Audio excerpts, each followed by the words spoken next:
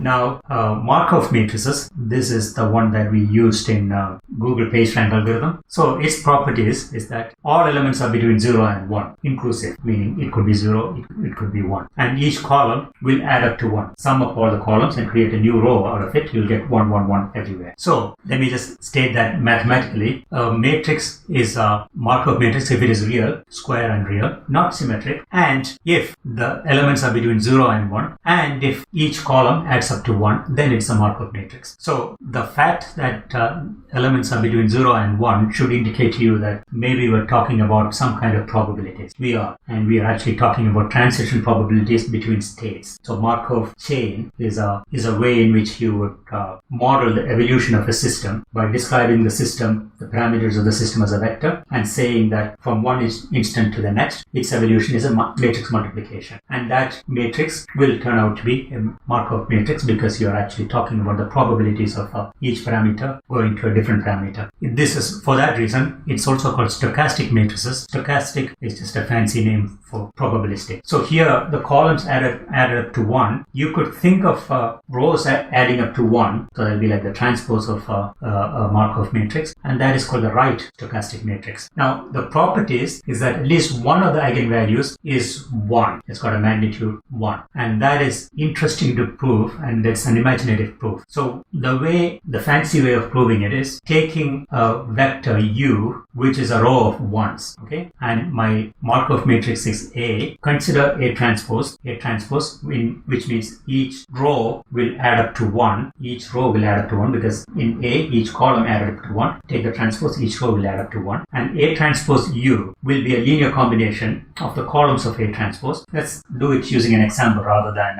a general version. A equal to 0.95, 0.05, 0.7. So as you can see, they add up to 1. The sum here is 1. And the numbers are between 0 and 1. So this is a Markov matrix. Now, A transpose is going to be equal to, and let me construct a vector u is equal to 1, 1. And then thinking of the product A transpose u, what will that turn out to be? That will turn out to be multiplication on the right by a vector. So it's a linear combination of the columns of the matrix on the left, which is A transpose. So it's a linear combination of this and this, these two columns. Or what kind of linear combination? Weighted by number 1. So it's just a sum. And that will turn out to be 0.95 plus 0.05, that is 1. And the second one is 0.3 plus 0.7, that is 1 also, by the property of Markov matrix. Because in A, the columns added up to 1. In A transpose, the rows have to add up to 1. And so this is the same as u, which means it's the same as 1 times u. And now A transpose u is equal to 1 times u, which is like lambda times u with lambda equal to 1. So it is an eigenvector with eigenvalue 1. So A transpose has an eigenvalue lambda equal to 1. Now A and A transpose will have the same eigenvalues because the characteristic polynomial for A is A minus lambda I. Okay, for A transpose is going to be A minus lambda I transpose determinant. They are the same because the determinant of a transpose is the same as the original determinant. So the characteristic polynomial is the same, being determinants. Transposition doesn't make any difference. So the eigenvalues are going to be the same. That means A has an eigenvalue. A has an eigenvalue of 1. So that's what we set out to prove. I proved it by an example, but the example actually uses the property of Markov matrices. Okay, so U is an eigenvector with lambda equal to 1, and A transpose will have the same eigenvalues because the characteristic polynomials are the same. So that means A has at least one eigenvalue equal to 1. It could be more, but there's at least one. Now the second property, this is proven in the textbook. Actually, is very easy to prove using the same idea of a U as a vector of all ones, that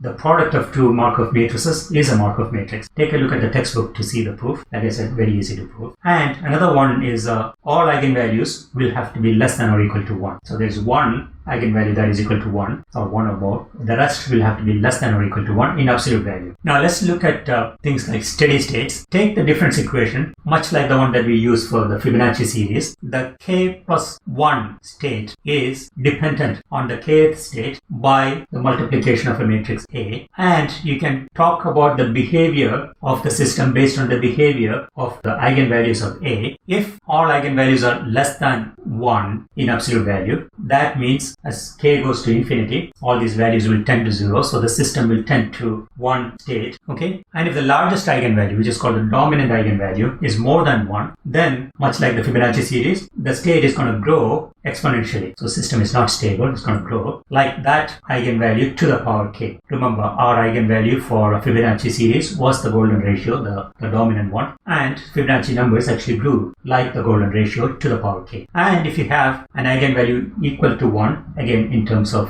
absolute value, then that implies a steady state. And Markov matrices do have eigenvalue that is 1 equal to 1. Now there's possible variations. If you have multiple eigenvalues equal to 1 in absolute value, then it's possible for the system to oscillate between different steady states. And if you have a negative eigenvalue, then oscillation might happen with the sign flips. If you remember, a permutation matrix had an eigenvalue -1. There was one eigenvector 1 minus 1 with an eigenvalue -1, and that might lead to oscillations with the sign flips. Remember, permutation matrices, they're all Markov matrices. Now let's take an example. It's a migration pattern between poor countries and rich countries. So people in poor countries, they tend to migrate to rich countries, and let's say every year 30% of the people were going to the rich countries, and people in rich countries, some of them might migrate to poor countries to work as expats or whatever, and let's say that's 5%. In reality, these numbers are probably much smaller. And let's say the current population in the world, the rich population is 2 billion and the poor population is 5 billion. So total is 7, and that's constant. Nobody is dying, nobody is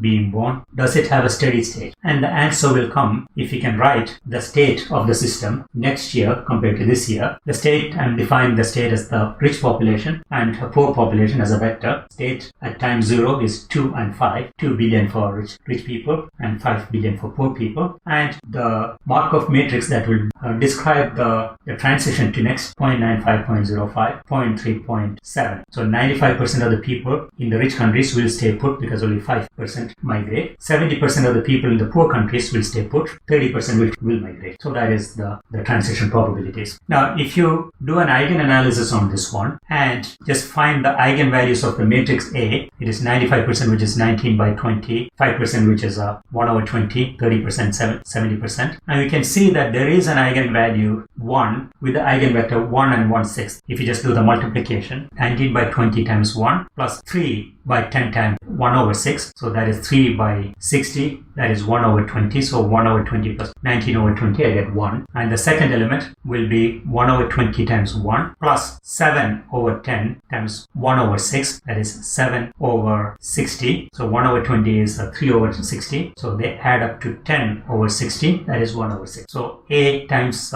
S is equal to 1 times S. So lambda is equal to 1. And the statement is that the steady state is going to be equal to this eigenvector. But remember, eigenvector can be scaled. We will scale it by the fact that our total population has to remain 7 billion. So I'll just scale it up by some factor 6 here. So this is my eigenvector. I multiply this by 6. I'll get 6 and 1. And then they add up to the total population 7 billion. So the scaling factor I need is 6. And that is going to be the steady state. So if you start from a population of 2 billion in rich countries and 5 billion in poor countries, if you let the system propagate, at some point in time, the steady state will be 6 billion in rich countries and 1 billion in poor countries. With that piece of information, maybe you can see why we rich people are very reluctant to have poor people come into our countries. Now, that is using eigenanalysis, but we can also use power iteration, which is what we did. What we did is to take the matrix A and multiply x0, which is 2, 5, to get x1, and then take that and propagate it to x2 using the same matrix again, and I get some other value, and keep doing it over time. By the time I reach the 30th iteration or something, it would have stabilized to 6 billion and 1.